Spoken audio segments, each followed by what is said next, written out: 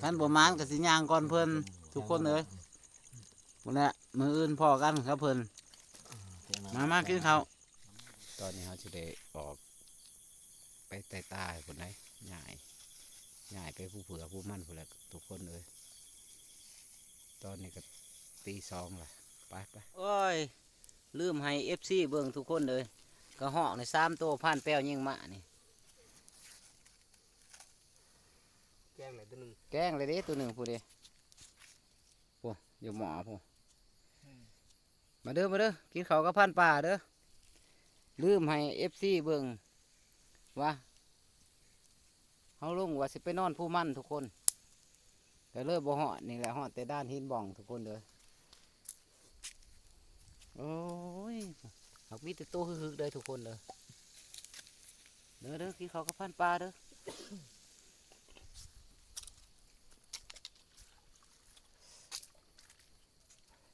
โอ้นี่ก็แกล้งอีกตัวหนึ่งทุกคนวายเมื่อวันซีมเบิ่ง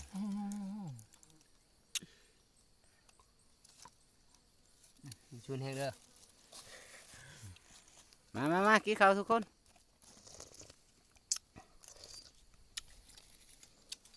มากระถินผู้บ้านเฮาทุกคนกินข้าวข้าวพันปลาพันแป้วข้าวพันใหม่เนาะมาแต่บ้านตลาดมาเด้อต้มกระเหาะ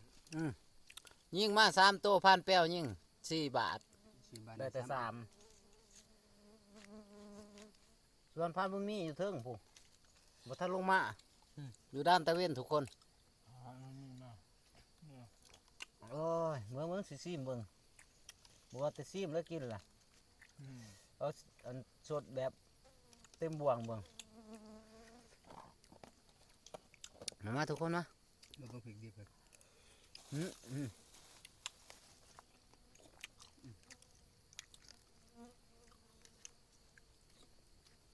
กินข้าวธรรมศาสตร์แซ่บขึ้นผู้ขึ้นพาแซ่บธรรมศาสตร์บ้านเฮาทุกคนเอาไปมาบ่อยากไปกินข้าวกับเมียมันแซ่บหลายอยู่ผู้นี่แจ่วก็แซ่บ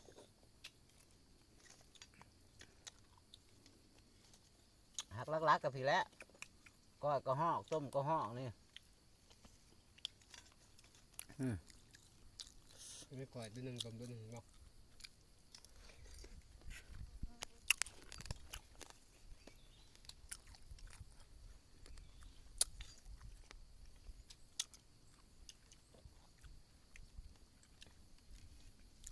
สีได้บริหารFCเบื้องต้นพวกเขาคั่วเนาะทุกคนเนาะที่ว่าพันแป้วใดๆมา3 ตัวเนาะมันว่า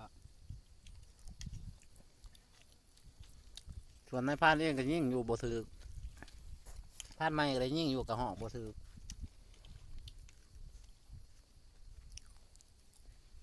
พวกเพื่อนพัน2 คนเนี่ย เห็นหมูเดี๋ยวขอเวลาอยู่อีกคืนหนึ่งแต่พันปลาหันขาดเสบียงอาหารเลยทุกคนมินน้อยย่อยยืนกระเบิดคือว่าเขาหันแหละเนาะเขาสารอาหารแห้งเบิดล่ะก็เลยอยากตาวเนาะทุกคนเนาะพูดละตาวเมื่อตั้งรักใหม่อีก2-3 วันสิส่วนพันโก้มาอีกที่เนาะทุกคนเนาะมาเด้อขอเวลากินข้าวเด้อทุกคนเด้อขอเวลากินข้าวก่อนเด้อพันป่าขอเวลากินข้าวก่อน FC ทุกคนทุกคนหลังจากเฮากินข้าวกินน้ำเป็นทีเรียบร้อยเนาะวาสิกลับเนาะทุกคนเนาะวาสิกลับบ้านผู้ที่พ่อพันบุญมีเนาะพันบุญมีว่าขออยู่ต่อเป็นยัง1 คืนว่าสั่นกับพันแป้วก็ว่าขอ1 คืนอีกก็เลยสิได้อยู่ต่อ1 คืนทุกคนเลยตอนนี้พันแป้วครับ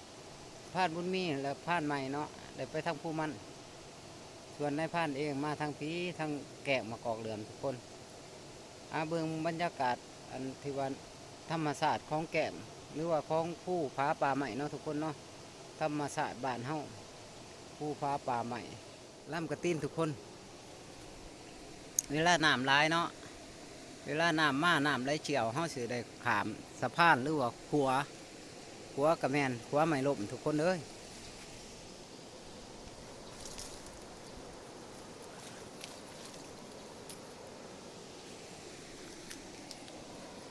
คุณคือน้ำแกงเขาเนาะน้ำแกงธรรมชาติทุกคน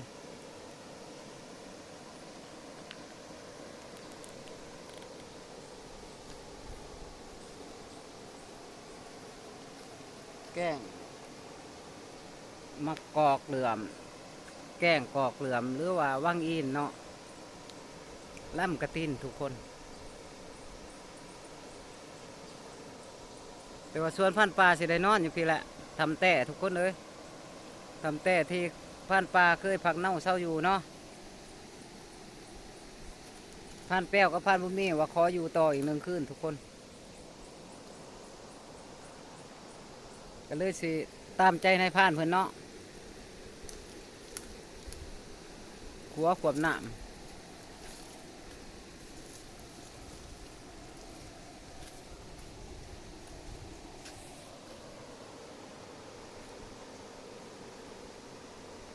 ธรรมชาติอุดมสมบูรณ์ได้ทุกคน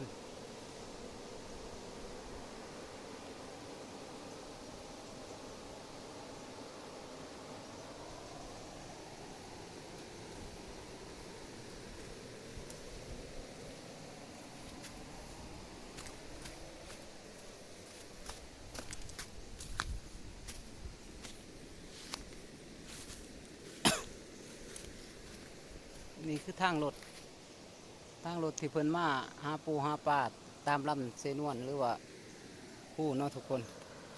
เพิ่นขวมแกงนี้ผมไปผู้ลำเซนวนทุกคนเลยผมไปผากระติ้นแล้วก็ลงไปผู้ทำพี่หลอกลำเซนวนเนาะ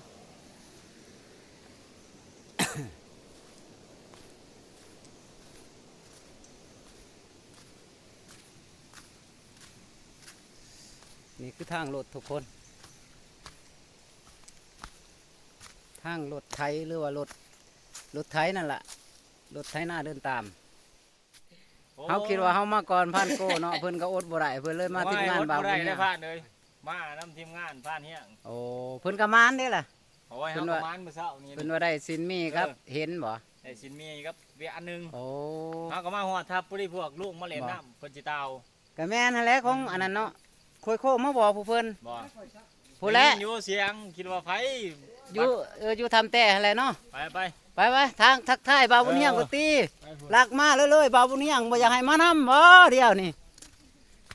มีแต่ลักมาปลาเรื่อย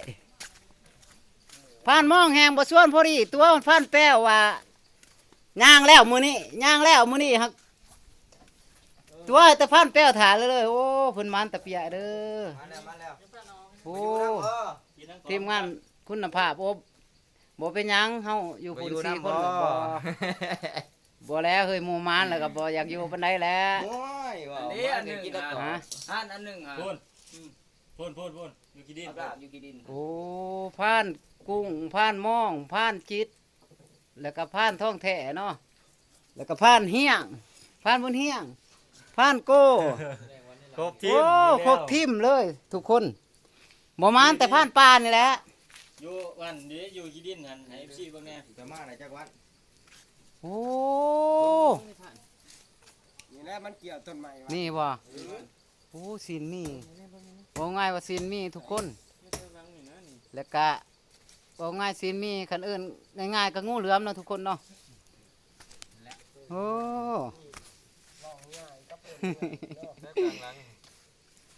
โอ้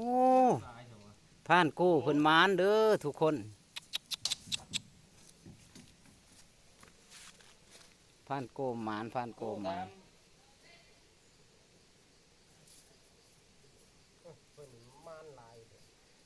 แม่ไปหมุนป่า โอ้ทีมงานเพิ่นมานคันทีมงานเบาอุ่นเฮียงมานแล้วนะมื้อนี้ทุกคนเนี่ยโอ้ทีมงานเบาบุญเฮียงมาน ใส่ตะพันแปลว ผ่านแป้วอยู่ทำแต่ โอ้นอนอยู่หันบ่ แม่นทุกคน หลังจากเฮามาฮอดทำแต่เป็นที่เรียบร้อยแล้วเนาะก่อนเฮาสิฮอดทำแต่เฮาแวะเถียงนาหน่อยเบาบุญเฮียงเนาะมีทีมงานเบาเฮียงมาพักอยู่ในเถียงเพิ่นมานเด้ทุกคนเพิ่นมานงูเหลือมกับตัวเห็นเนาะเพิ่นก็ อยากให้พันปลากินหนังกรอบน้ำกันหั่นแหละตัวเห็นก็ดีแต่พันปลากับยันว่าทีมงานมาถ่ายอยู่ทำแต่เนาะทุกคนเนาะก็เลยฝ่าวมาหาทีมงานอยู่ทำแต่มีพันเฮียงกะเพิ่นกะมีน้ำจิตน้ำใจให้เนาะกะเพหาซ่องทุกคนขอให้พันเฮียงอยู่ดีมีแห้งเด้อเป็นขวัญใจหรือว่าเป็นพระเอกในซ่องของเพิ่นเพราะได้ให้ FC ติดตามเพิ่นตลอดไปเนาะเพิ่นมีน้ำจิตน้ำใจให้กับพี่ผ่านปลาหาซ่องทุกคนที่จริงเพิ่นก็อยากให้พักน้ำหั่นแหละแต่ว่าทีมงานผ่านปลาก็หลายเลยเนาะก็เลยอยากแยกทีมกับเพิ่นมาอยู่นี่เพราะว่าทีมงานผ่านปลาก็4แหละทีมงานเบาเฮียงก็6แหละก็เลยมันเต็มเทียงหน้าหน่อยเนาะทุกคนเนาะ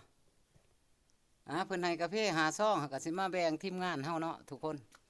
ได้พุ่นละซ่องกับทีมงานพันป่าส่วนพันป่าก็สิได้มาเข้ามาน้ำถ่าทีมงานเนาะทุกคนเนาะเด้ทำพันป่าหรือว่าหาหน่อยพันป่าเนาะอยู่ในทำแต่บอนพันป่ามักพักเน่าอยู่อาศัยตลอดเนาะก่อนบ่าวบุญเฮียงสิปลูกเทียงหน่อย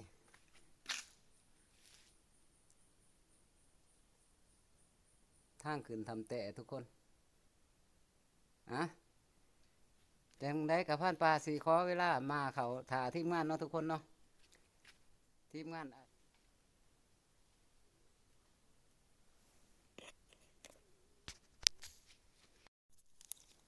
เบาเฮียงให้กับพี่หาซ่องส่วนนายพานกินไปละซ่องหนึ่งเนาะที่เหลือสิไว้แบ่งให้คนละซ่องกับทีมงานเนาะทุกคนเนาะเพื่อจะได้กระขอขมุกขอบใจน้ำบ่าวบุญเฮียงเด้อที่มีน้ำจิตน้ำใจให้กับพี่ผ่านป่าอยู่อีกคืนหนึ่งเนาะทุกคนเนาะในต่ออายุอีกคืนหนึ่งทุกคนหรือว่าเวลาเขาสิได้ครัวเนาะเป็นจะได้ก็ขอให้อยู่ดีเมียงเด้อบาวบุญเฮียงให้ FC เพิ่มขึ้นเรื่อยๆเด้อบาวบุญเฮียงเด้อให้ FC เพิ่มขึ้นเรื่อยๆเด้อบาวบุญเฮียงเด้อหรือว่าถ้ามีคู่หักก็ขอให้เป็นคนใจดีๆแล้วก็เป็นคนงามในสายตาของบ่าวบุญเฮียงอีกเนาะอันนี้เนาะทุกคนทีมงานเฮาก็มาครบทีมเป็นที่เรียบร้อยแล้วเนาะ4 คนที่นี่อันสิได้ต้มน้ำกินกาแฟแล้วสิออกรัดเนื้อได้ทุกคนเลยบัดนี้แล้วแต่ไผสิไปทางไหนเนาะสุดความสามารถของไผของมันเนาะทุกคนเนาะเฮาสิได้แจกกาแฟทีมงานเฮาเนาะตัวบ่าวบุญเฮียงให้เนาะนี่ทีมงานเฮามาเป็นหอดเป็นที่เรียบร้อยแล้วไม่ขึ้นแต่แล้ว เอ้ยกาแฟบ่าวบุญเฮียงให้ผู้ละช่องเด้อโอ้มันอย่ามาเที่ยวเราก็เตรียม ลูกกาแฟ ขาด หัวกระซ้างนะขาดก็ดีของมันแม่นสิตายสุขาดเอากาแฟบ่าวบุญเฮียงให้เฮ้ยพันใหม่ผู้ละช่องเด้อแต่ว่า มาเนี่ยขึ้นใหม่นะเฮาบ่แม่นเอาขึ้นเก่าเลย เนาะแม่น ขึ้นไม้ได้ น้อยขึ้นใหม่ได้นี่ ลุงแล้วอันพานบุญมีว่าม องนี่มองเคยกินได้นี่ แม่นคนจะมากดทีมไปทีเรียบร้อยแล้วมีแต่สิกินกาแฟแล้วก็สิออกรัดทุกคนเลยนี่แหละเพื่อจะได้ก็ขอขอบมุขขอบใจกาแฟบ่าวบุญเฮียงเนาะมาแจกคนละซ่องแหละ มาแจกผ่าน โอเค ในผ่านเฮา ให้บ่าวบุญเฮียงมันเด้อบ่าวบุญเฮียงมันคือเก่าคือเดิมเด้อบ่าวบุญเฮียงเด้อส่วนพันปากสิได้ออกรัดแล้วทุกคนเด้อมียังหลุนกับพันปลาเนาะทุกคนเนาะขอขอบมุขขอบใจบ่าวบุญเฮียงที่ว่าได้ให้กาแฟกินพอได้ย่างให้เพิ่นมานเนาะบ่าวเฮียงเนาะมานเด้อบ่าวเฮียง